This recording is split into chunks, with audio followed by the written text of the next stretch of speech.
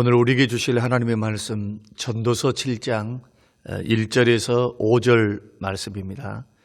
좋은 이름이 좋은 기름보다 낫고 죽는 날이 출생하는 날보다 나으며 초상집에 가는 것이 잔치집에 가는 것보다 나으니 모든 사람의 끝이 이와 같이 됨이라.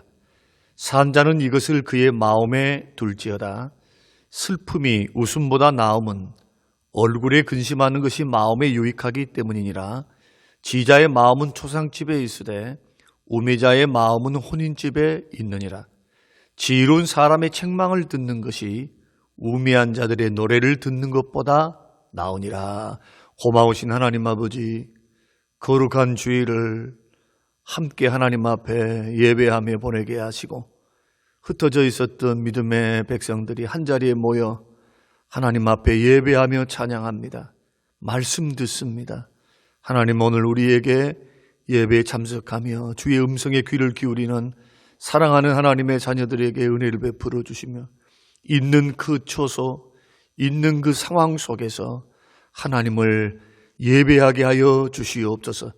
깨닫는 은혜를 더해 주시며 생명과 재산을 지켜주시고 이 어렵고 힘든 환경 속에서 건강을 지키시며 무엇보다도 믿음 지킬 수 있도록 우리의 영혼을 보호하시고 악에 빠지지 않고 시험에 들지 않도록 하나님께서 지키시고 보호하여 주시옵소서. 축복하오며 예수님 이름으로 기도합니다. 아멘. 사랑하는 성도 여러분, 지난 한 주간 동안 주 안에서 평안하셨습니까? 저는 오늘 본문의 말씀을 통해서 역설적인 성도의 삶이다 라는 제목으로 함께 말씀을 나누겠습니다.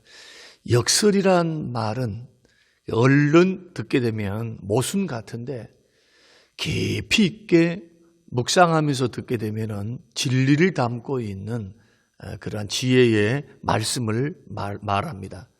오늘 봉독해 드린 전도서 7장 말씀은 모든 성경 가운데서 가장 위대한 역설적인 장이다, 이렇게 이야기들을 합니다.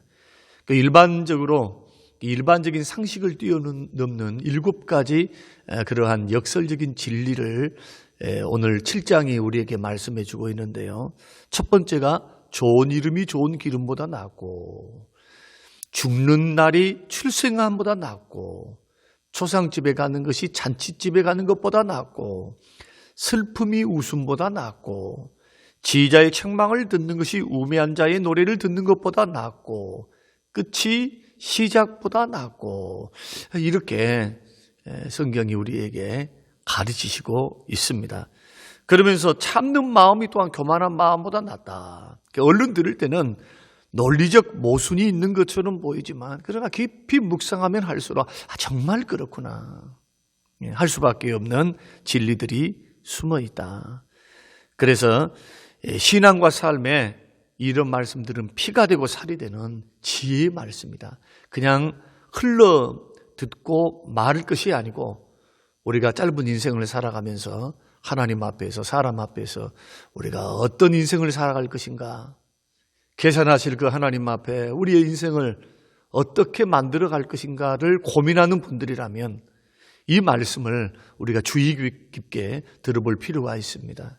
그 가운데서 3가지를 우리가 함께 나누면서 말씀의 은혜를 받고자 하는데, 첫째가 좋은 이름이 좋은 기름보다 낫다. 1절, 좋은 이름이 좋은 기름보다 낫다. 과거의 개역 성경에는 아름다운 이름, 보배로운 기름, 이렇게 번역을 했습니다. 성경이 말하는 좋은 이름, 아름다운 이름이란 뭘까? 그것은 하나님과 사람들로부터 얻게 되는 훌륭한 평판을 가리킵니다.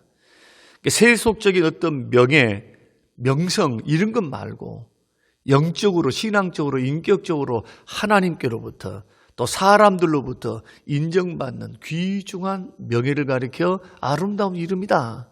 교회 역사 안에, 그리고 세계교회 역사 안에, 한국교회 역사 안에, 또 우리 교회 역사 안에 하나님의 교회를 아름답게 받들고 섬겼던, 헌신적으로 받들고 섬겼던 분들의 보배로운 아름다운 이름들이 우리의 머릿속에 있습니다.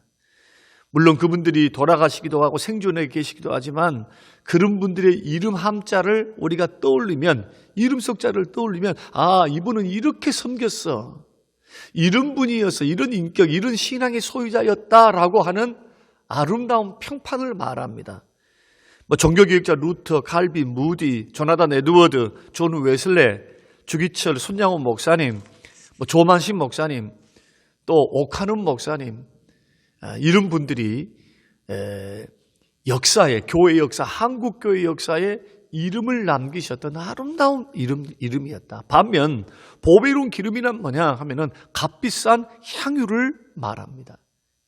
왕이나 귀족의 연회나 잔치가 벌어졌을 때 귀한 방문객에게, VIP에게 접대할 때 사용했던 매우 귀하고 값비싼 그런 물품, 이게 바로 보배로운 기름이었습니다. 그 기름이라고 하는 것은 그 당시 사람들이 값나가는 재산이죠. 재물을 말합니다. 세상적이며 세속적인 가치가 아주 뛰어난 값진 물건을 말합니다. 그런데 오늘 본문은 뭐라고 말씀합니까? 아름다운 이름이, 아름다운 평판이 하나님과 사람 앞에서, 교회 앞에서 이웃에게 인격과 신앙과 삶의 내용이 아름다운 사람들, 그런 이름들이, 아름다운 인격, 삶이 보배로운 재물보다 낫다는 겁니다. 세속적인 그 값진 재물보다 낫다, 돈보다 낫다. 오늘의 가치 체계에서는 이해가 안 되죠. 오늘날과 같은 황금 만능주의, 그러한 시대에 살고 있는 우리들로서는 도저히 이해가 되지 않는 말씀입니다. 돈보다 사람의 평판과 이름이, 인격이 더 나을 수 있겠는가? 우리는 그렇게 질문을 할 수가 있습니다. 그런데 성경은, 우리 하나님께서는 내가 이 세상을 살면서 돈을 남긴 것보다, 돈을 추구하고 사는 것보다 아름다운 이름을 남기고 사는 것, 이것이 더 가치가 있는 일이다, 이렇게 우리에게 교훈을 합니다. 이 말씀은 우리의 삶의 내용이 어떠해야 된다는 것을 말씀합니까? 무엇인가 내가 많은 것을 소유했다, 내가 무엇인가 많이 가지고 있었다, 나는 대한민국 재벌이다 라는 것보다도 그 재벌이 어떤 재벌인가, 그 소유했던 것들을 어떻게 활용해서 많은 사람을 유익하게 하고 하나님 나라와 그 일을 위해서 주께 영광을 돌려드리고 그 부함을 가지고 어떻게 선용했는가. 삶의 자리가 자기 일을 위해서, 오로지 돈 벌기 위해서, 만약에 그런 편법, 불법부터 시작해서 불량한 제품들을 만들어내고, 자, 이러한 일들을 했다고 한다면 보배로운 이름, 아름다운 이름을 남길 수가 없을 겁니다. 그러니까 이 말씀은 인생을 어떻게 살라는 것입니까? 책임 있게 살아라는 겁니다. 하나님과 사람 앞에 사랑하면서, 나누어 주면서, 유익을 끼치면서 많은 사람을 유익하게 하는 그러한 이름, 이런 인생을 살아간 사람들이 있습니다. 성경의 대표적인 분 두 분을 소개해 드리려고 하는데, 첫째가 마리아입니다. 향유 옥합을 깨뜨려 보배로운 기름을 예수님의 머리 위에 부어드렸던 마리아 이야기. 놀랍게도 이 마리아의 이야기는요, 마태, 마가, 누가, 요한복음, 사복음서에 다 기록되어 있습니다. 여러분, 사복음서에 다 기록됐다라고 하는 것은 역사성에서도 그렇지만은 성경이 반복해서 기록하고 있는 것은 굉장히 중요한 것, 예수님이 보실 때 이것은 굉장히 중요하게 취급한 내용이라고 한다는 것입니다. 마리아는 보배 옥합을 깨뜨려서 자기의 죄 용서를 주시고 자기를 사랑하시고 모든 죄를 사하시고 구원해 주신 그 주님의 은혜에 감사해서 결혼 지참금이었던 보배로운 기름, 값진 기름, 귀중한 재산, 아니 전 재산, 이것을 깨뜨려서 예수님의 머리 위에 부음으로 예수님의 죽음을 준비했습니다. 물론 마리아는 예수님이 죽었다고 3일 만에 부활하신다라고 하는 말씀을 못 들을 수도 있고 제자가 아니었기 때문에 자기가 하는 행동이 예수님을 장사를 준비하는 것이었다 생각하지 못했으리라 우리는 그렇게 생각할 수가 있습니다. 그러나 사랑하는 마음으로 섬겼어요. 내가 주님을 위해서 무엇을 드리면 좋겠는가? 그게 전부를 드린 겁니다. 자기의 인생, 결혼 지참금, 재물, 이런 행동에 대해서 주위의 많은 사람들은 실망했습니다. 안타깝게 생각했습니다. 왜 허비하고 낭비하느냐? 좋은 일에 쓸 수 있고 가난한 사람들에게 나눠줄 수 있겠는데, 이게 가룟유다 이야기죠. 그러나 보십시오. 우리 주님은 이 여인을 나무라지 않으셨습니다. 그리고 오히려 그 여인을 나무라는 사람들을 나무라시면서 복음이 전파되는 곳에는 이 여자의 행한 일이 기억되리라 라고 말씀하셨습니다. 그래서 사복음서에 그대로 기록되어 있고요. 이 여인 마리아라고 하는 분이 어떤 분인가, 어떤 얼굴인가는 몰라도 그 이름 석자는 2000년이 지나오면서도 칭송이 되고 신앙의 본으로 칭찬받는 이름의 대명사로 이렇게 남아있는 것을 우리가 볼 수가 있습니다. 이 여인은 아름다운 헌신을 통해서 주님으로부터 인정도 받고 칭찬도 받았지만 아름다운 이름을 성경에 남겼다. 무슨 재벌이었습니까? 아니면 미스 코리아였습니까? 좋은 가문에서 태어났습니까? 그러지 않습니다. 그 사회에 어떤 큰 기여를 했는가? 주님께 향하여, 주님을 향하여. 우주 만물을 창조하시고 우리를 구원하신 그 주님을 향하여 그가 행할 수 있었던 최고의 헌신, 이것이 주님으로부터 칭찬받았고 그의 이름을 남겼던 놀라운 역사의 이야기입니다. 이런 사실을 통해서 우리가 생각해야 될 것이 있습니다. 내가 얼마만큼 물질을 소유하고 있느냐, 재물을 모으고 있느냐, 그리고 특히 하나님을 향하여. 세상에서 인심 좋은 사람도 하나님께는 야박할 수가 있어요. 우리는 누가복음을 통해서 어리석은 부자의 이야기를 우리 주님이 하셨습니다. 자기에게 대해서는 부유하지만은 하나님께 인색한 사람, 어리석은 부자. 오늘 밤 내가 너의 영혼을 데려가면은 너의 영혼이 누구 것이 되겠는가? 그 많은 재산, 그 많은 소득, 이것이 네 것이 되겠는가? 죽으면 아무런 소용이 없죠.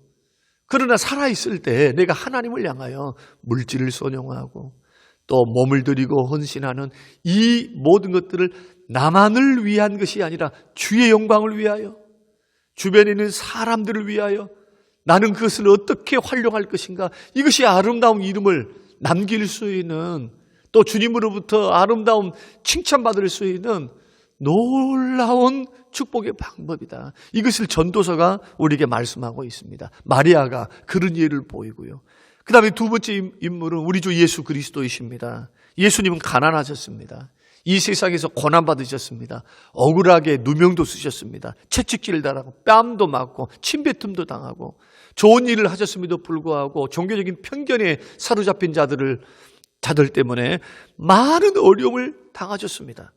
그러나 이 세상에서 누구보다도, 어떤 사람보다도 가장 존귀하고 아름다고 귀중한 보배로운 이름을 남기셨습니다. 우리는 이 이름으로 구원받고 예수 그리스도의 이름으로 기도하고 그 이름을 전파합니다. 그 예수 그리스도의 이름이 구원합니다.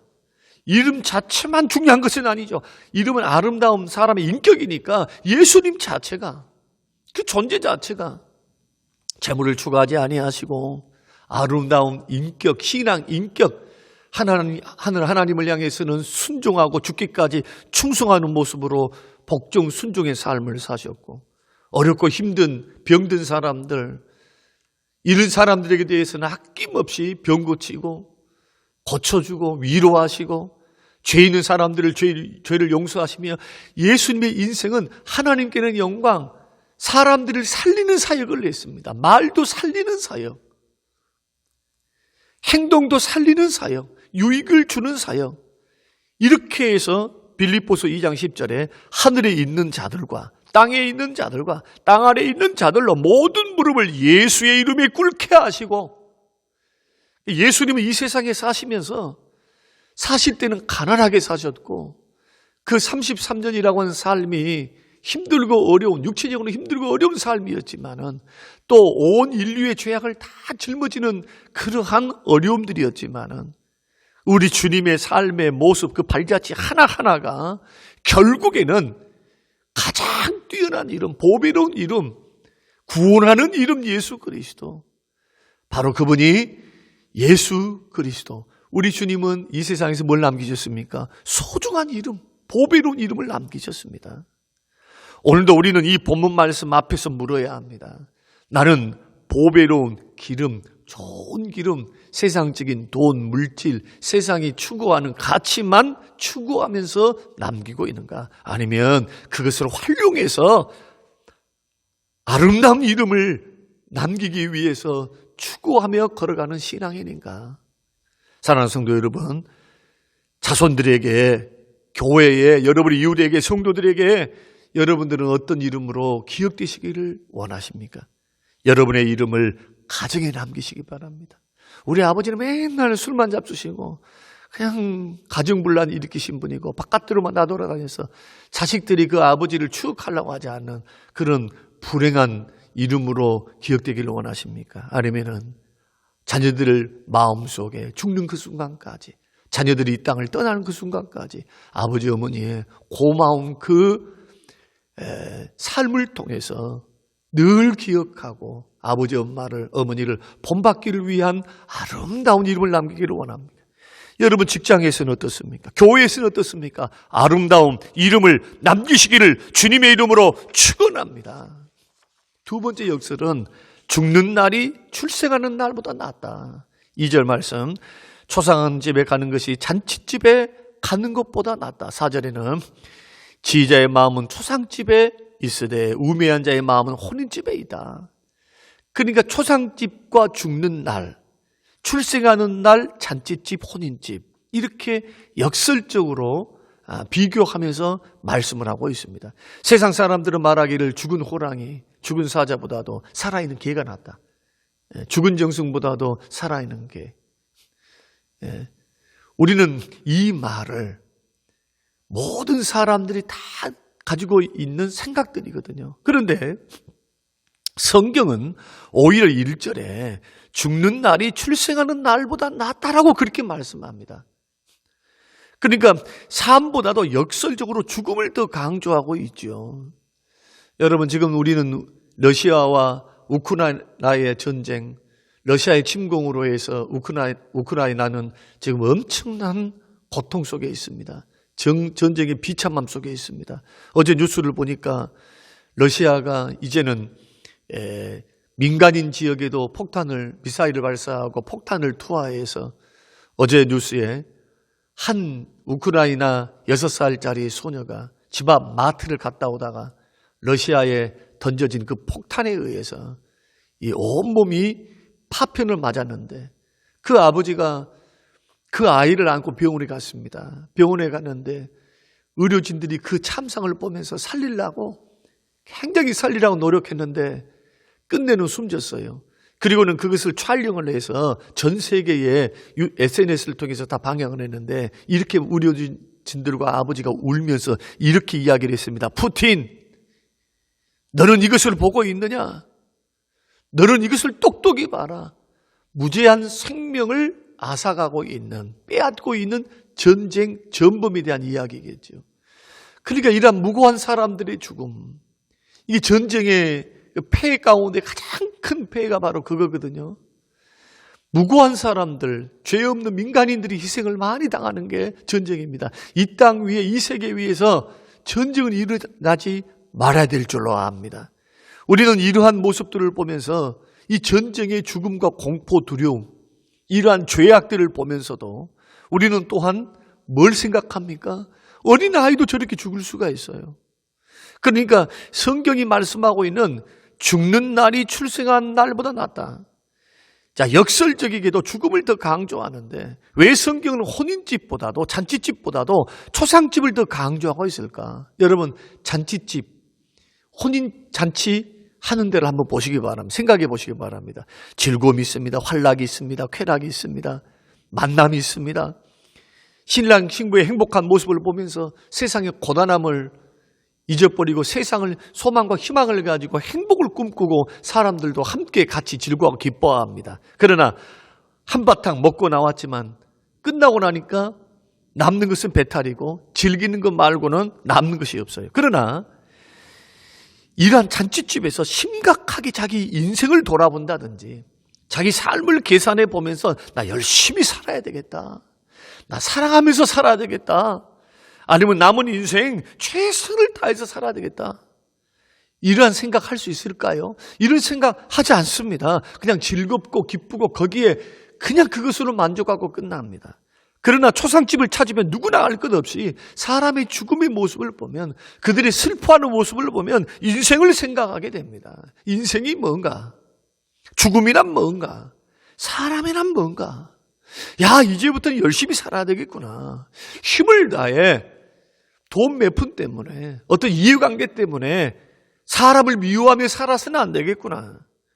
또 사랑하면서 살기에도 인생이 너무 짧구나. 언젠간 나도 저 사람같이 언젠가는 죽을 수밖에 없는 그런 연약한 인간이구나 라는 것을 뼈저리게 뼛속 깊이 마음에 새기게 될 것입니다. 그래서 죽음을 준비하고 삶을 더 값지게 살도록 마음에 도전을 주고 인생을 좀 더 무거워 있게 살도록 우리에게 치증을 가하고 사람들에 대해서는 더 관용하고 사랑하게 만드는 곳, 내 마음에 높아졌던 마음들을 다 서서히 교만의 벽을 허무는 곳, 감정의 벽을 허무는 곳, 이것이 초상집 아닙니까? 그런데 미련한 자는 늘 마음이 어디 있습니까? 잔치집에만 있습니다. 내일 죽을 줄 모르고 먹고 마시고 즐기는 것 외에 인생의 다른 것을 생각지는 않는 것. 그러나 지혜로운 사람은 이 물질 만능주의, 쾌락주의, 이것이 판을 치고 있는 세상을 살아가면서도 늘 마음은 어디 있다는 겁니까? 초상집, 자기 죽음을 생각한다는 겁니다. 자기의 인생의 마지막, 인생의 끝을 생각하면서 나도 언젠가는 죽는다. 하나님께서 나의 인생을 부를 날이 있다. 짧은 인생을 살아간다. 그러므로 값지고 보람있게 누구 앞에서? 하나님 앞에서, 사람 앞에서, 하나님이 남기신 교회와 가정 앞에서 값진 인생을 살기 위해서 몸부림치게 된다는 겁니다. 여러분, 하나님의 말씀을 들어보시기 바랍니다. 사람이 한 번 죽는 것은 하나님이 정하신 것이요, 죽은 후에는 심판이 있다. 우리의 삶이라고 하는 건 하루하루 그렇게 살다가 넘어가 버리면 없어지는 날이 아니고 하나님께는 기억되는 날입니다. 우리가 이 세상에서 행했던 것, 주님 주신 것 가지고 우리가 살았던 삶의 모든 발자취들에 대해서 하나님이 보고 계세요. 주를 위해서 많이 섬기고 섬겼던 사람, 값지게 섬겼던 사람들 보상하시고 일한 대로 갚아주시고 상급을 주시고 주님 그거 계산하시겠다고 말씀하시거든요. 그러므로 우리는 이 죽음을 묵상한다라고 하는 것은, 초상집을 묵상한다라고 하는 것은 저주스러운 것이 아니고 우리 마음을 깨어있게 하고 우리에게 삶의 교훈을 주는 가르침의 장소, 이것이 죽음 묵상, 이것이 초상집이다. 그러므로 우리가 열심히 행복하게 살면서도요, 젊었을 때도 좀 그런 면이 필요합니다. 언제나 죽음의 때를 기억하고 우리 인생을 생각하고 준비하는 것. 그래서 많은 청교도들이나 종교개혁자들은 두 가지 모토를 가지고 살았습니다. 하나는 나는 하나님 앞에서 산다, 코람데오. 언제나 예배를 드려도 일상생활을 해도 나는 하나님 앞에서 산다, 하나님 앞에서 행한다 라고 하는 생활의 모토. 또 하나는 내일이 나의 마지막 날이다, 내일 하나님이 나를 부르신다, 이런 심정으로 오늘을 산 겁니다. 오늘 이러한 말씀들이 우리 이 어려운 시대를 살아가는 저와 여러분들에게 도전이 됐으면 좋겠습니다. 마지막으로는 책망을 듣는 것이 노래를 듣는 것보다 낫다. 5절 말씀, 지혜로운 사람의 책망을 듣는 것이 우매한 자들의 노래를 듣는 것보다 낫다. 책망이라고 하는 건 히브리어로 게하라라는 뜻입니다. 지적, 도덕적 어리석음을 깨우쳐주고 강하게 양육하기 위한 목적을 가진 견책, 책망, 이것이 바로 책망입니다. 자, 책망은 잘못을 지적합니다. 그래서 듣는 사람으로 하여금 그 잘못돼서 돌이키게 하기 위한 것. 듣는 자에게 유익이 될 수밖에 없지요. 그런데 문제가 있습니다. 누구든지 이 책망을 들으면 기분이 안 좋아요. 마음이 안 좋습니다. 그래서 칭찬보다 책망을 들으면 감정이 상합니다. 그래서 오늘 본문을 보시기 바랍니다. 지혜자의 책망을 듣는 것이 우매자의 노래를 듣는 것보다 낫다. 노래는 뭡니까? 마음을 들뜨게 하죠. 행복하게 합니다. 즐겁게 합니다. 칭찬, 격려, 위로받는 것과 같은 위로를 받아요. 슬프기도 하고 기쁘기도 하고 사랑하기도 하고 아름다운 환상에 잠기기도 합니다. 그러나 책망을 듣는 것은 어떻습니까? 아픕니다. 정말 감정상 자존심 상합니다. 그런데 성경은 더 낫다는 거예요. 이게 역설적인 진리 아닙니까? 여러분 가장 친한 사람들을 책망해 보신 적 있으십니까? 주변에 자녀들을 책망해 보고 아내를 책망해 보고 남편을 책망해 보고 사랑하는 사람 책망해 보고 여러분 칭찬의 말보다도요 책망의 말이 더 어렵다는 건 아십니까? 칭찬의 말보다도 책망의 말이 사실은 더 어려워요. 왜냐하면 상대방과의 관계가 감정적으로 서먹서먹해지고 힘들 수밖에 없습니다. 그래서 성경 잠언에는 뭐라고 말씀하느냐? 책망도 지혜로운 사람에게 책망하랍니다. 우매하고 어리석고 교만한 거만한 사람에게 책망을 하면 오히려 달라들어서 나를 해치려고 그래요. 그러니까 그런 사람에게는 책망하지 말라. 지혜로운 사람, 이것을 소화시킬 수 있는 사람, 이 말씀을 귀담아 들을 수 있는 사람, 이런 사람을 책망을 하게 되면요 어떤 현상이 일어나느냐, 철을 날카롭게 하듯이 더 지혜로운 사람으로 세워진다고 말씀합니다. 여러분 주변에 책망을 받을 수 있는 사람에게 책망을 해야 되고요, 또 꼭 책망해야 될 사람이 있습니다. 자식들입니다. 여러분 누가 책망해 줘야 되겠습니까? 다른 사람이요? 아니요, 부모가 해줘야 돼요. 누구도 못해요. 옆에 있는 옆집 사람이 또 모르는 사람이 여러분의 자녀를 책망하면 그 기분 좋겠습니까? 오히려 자존심 상해요. 부모가 책망을 해야 됩니다. 성경은 부모가 책망하고 가르치라고 계속해서 말씀합니다. 주의 교양과 훈계로 또 잘못을 저질렀을 채찍으로 그 징계가 필요하다는 겁니다. 어렸을 때. 물론 대화를 통해서 충분히 이해시키고 납득시키는 노력이 필요하고, 그러므로 여러분 우리가 말씀을 들을 때나 또 어떤 주위의 사람으로 어떤 사랑의 권면을 들을 때 그것을 소화시키지 못해서 자존심 상하라고 기분 나빠라고 그래서 넘어지고 낙심하고 거리를 두고 미워하고 이런 식으로 걸어가지 말고, 충고는 소중한 것입니다. 좋은 충고, 권면, 그리고 가르침, 영적인 멘토, 영적인 스승들이 주변에 나를 사랑하는 분들이 이렇게 이야기를 하면 그 귀담아 들으셔야 돼요. 처음에 들을 때는 그냥 듣기 싫고요, 마음에 들지 않고 힘이 들고 소화가 잘 안 돼요. 그러나 어떻게 하라는 것입니까? 그 순간을 참고 그 감정을 참고 내가 그 말을 좀 깊이 있게 들으면 고치게 돼요. 고치게 돼. 서서히 이게 다른 사람, 나는 이렇게 생각 안 했었는데 다른 사람이 이렇게 생각할 수 있는가 해서 생각도 좀 변하고요, 관심을 갖고 그런 행동을 안 하려고 노력하게 된다. 그래서 나를 칭찬해주고 격려하고 위로하는 말도 중요하지만 더 낫는 것은 나의 약점, 나의 부족, 내가 모르는 것, 내가 더 나가고 있는 잘못, 이것을 가르쳐주는 말, 충고, 권면이 오히려 더 유익하다. 왜? 나를 고치는 겁니다. 칭찬 권면에는 잘하는 것만 칭찬하잖아요. 못하는 것에 대한 지도하는, 권면하고 못하는 약점, 부족한 것을 채우는 것이 없어요. 그러니까 좋은 말만 들으려고 하면 안 됩니다. 쓴 말도 들어야 되고 또 가르치는 말도, 가르침을 받는 말씀도 듣고, 그러니까 말씀을 들을 때 좋은 말만 듣지 마시고 책망만, 찔리는 말도 잘 소화시키면은 여러분 그래서 더욱더 거룩해져 갑니다. 또 영적으로 더 깨어져 가요. 나를 쳐서 복종시켜서 점점 그리스도를 닮아가는 삶을 살아갈 수 있다. 사랑하는 성도 여러분, 저와 여러분의 삶, 우리의 삶은 어떻습니까? 삶의 지혜에 있습니까? 우리는 더 아름답고 더 지혜롭고 하나님이 보시기에, 사람이 보기에도 아름다운 인생의 족적을 남기기를 원합니다. 그렇다면 세 가지를 주목해 보자는 겁니다. 아름다운 이름을 남기라.